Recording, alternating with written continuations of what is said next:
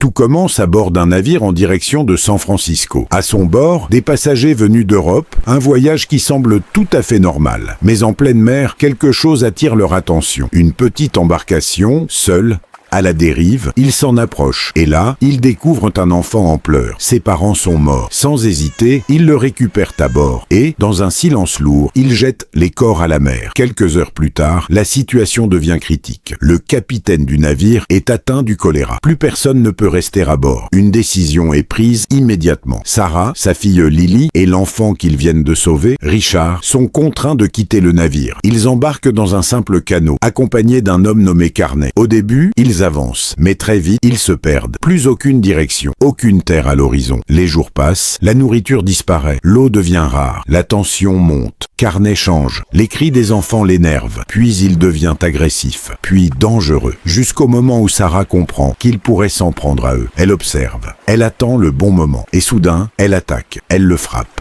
Encore, jusqu'à ce qu'ils ne bougent plus. Silence. Ils sont désormais seuls, au milieu de l'océan, sans aide, sans direction et à bout de force. Soudain, une île apparaît au loin, mais ils sont loin d'imaginer que ce n'est que le début.